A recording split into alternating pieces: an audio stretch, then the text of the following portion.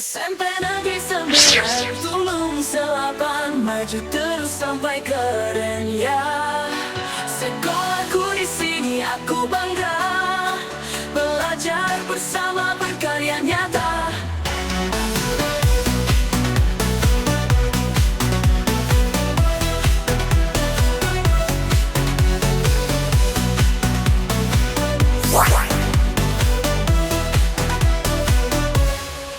Kepala sekolah keren banget, guru-guru juga hebat luar biasa. Setiap hari Assalamualaikum warahmatullahi wabarakatuh. Waalaikumsalam warahmatullahi wabarakatuh.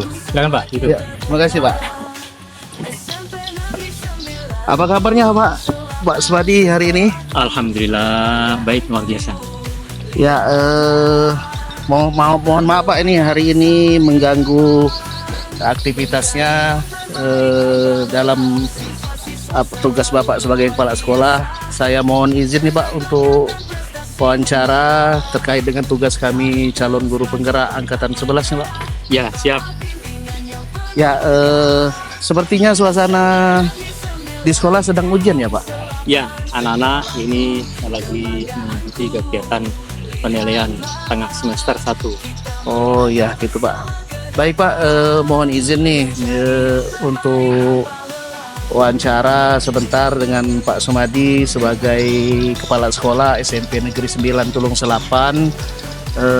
Untuk tugas kami ini mewawancarai para kepala sekolah terkait pembuatan keputusan dalam menghadapi kasus-kasus dilema etika tuh Pak.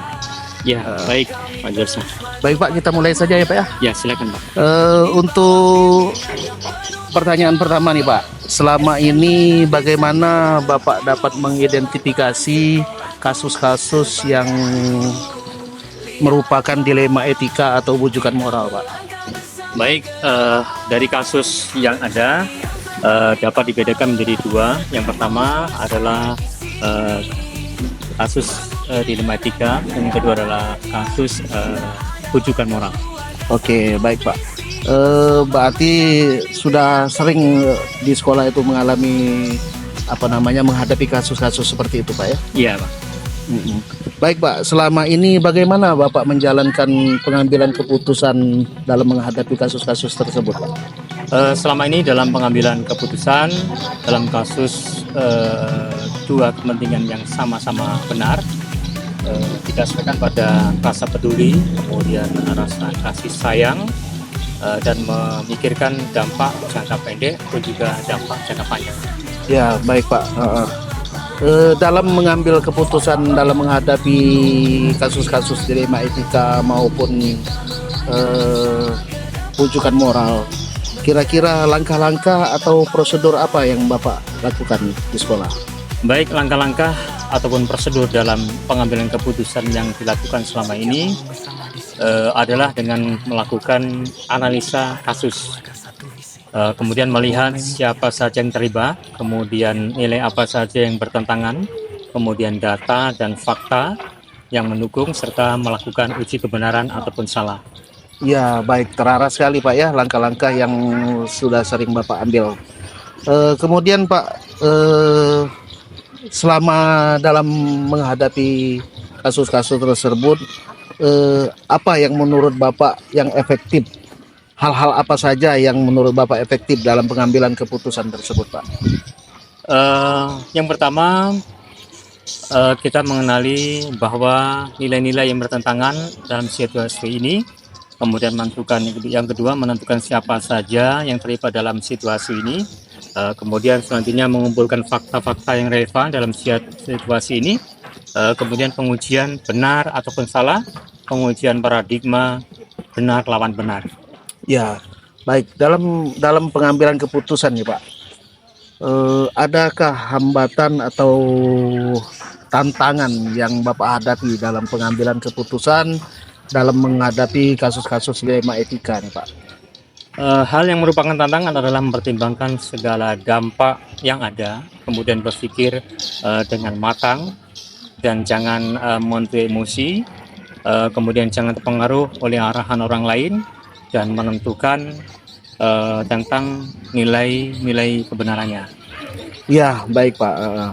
Selanjutnya nih, dalam menemukan atau menghadapi kasus-kasus dilema etika ini, adakah tata kala atau jadwal tertentu yang Bapak lakukan dalam menyelesaikan permasalahan kasus-kasus dilema etika? Baik, pada kasus dilema etika yang bersifat ringan, biasanya langsung diselesaikan di situ juga. Namun pada masalah yang lebih besar, diperlukan jadwal tertentu untuk menyelesaikannya sesuai dengan prosedur yang ada. Oh iya, berarti kita masih melihat kasusnya juga dulu Pak ya? Ya, Rumit, tingkat kerumitannya, atau mungkin jika memang memerlukan konfirmasi atau ke pihak-pihak lain, mungkin waktunya akan lebih panjang. Gitu, ya, kita membutuhkan terkait dengan stakeholder yang ada. Iya. Baik Pak, selanjutnya nih, adakah seseorang atau mungkin faktor-faktor tertentu yang membantu Bapak dalam pengambilan keputusan dalam menentukan keputusan kasus-kasus dilema etika, Pak? Baik, faktor-faktor yang memudahkan kami dalam pengambilan keputusan adalah koordinasi yang baik dengan tim, seperti wakil kepala sekolah, kemudian para wali kelas, guru dan staf, dan juga tak lupa komite, juga dalam hal ini wali murid, ya, serta peraturan yang berlaku atau peraturan yang disepakati bersama. Oke, baik Pak. Berarti hampir seluruh stakeholder ataupun warga sekolah yang ada di sekolah Ya, bisa dilibatkan Pak ya. Oke, ini Pak, pertanyaan terakhir. Dari semua hal yang telah disampaikan tadi, pembelajaran apa yang dapat Bapak petik dari pengalaman Bapak dalam pengambilan keputusan dilema etika ini, Pak? Baik, keputusan yang dilakukan dengan mempertimbangkan paradigma dan proses berpikir dalam dilema etika yang selanjutnya dilakukan pengujian menggunakan langkah-langkah sistematis sesuai dengan pandangan Ki Hajar Dewantara, yaitu murid akan merasakan kebahagiaan yang setinggi-tingginya setelah melaksanakan proses pembelajaran, atau saat ini yang biasa disebut dengan merdeka belajar. Ya, baik. Terima kasih Pak atas pengalaman yang telah Bapak sampaikan dan Bapak bagikan ke kami. Mudah-mudahan pengalaman yang sudah Bapak berikan nantinya dapat kami gunakan dalam menghadapi kasus-kasus atau menemukan kasus-kasus dilema etika di sekolah kami, Pak. Ya, terima kasih kembali. Sukses selalu untuk Pak Jurusa dalam CGP-nya. Baik, terima kasih Pak. Saya ucapkan Assalamualaikum warahmatullahi wabarakatuh. Waalaikumsalam warahmatullahi wabarakatuh.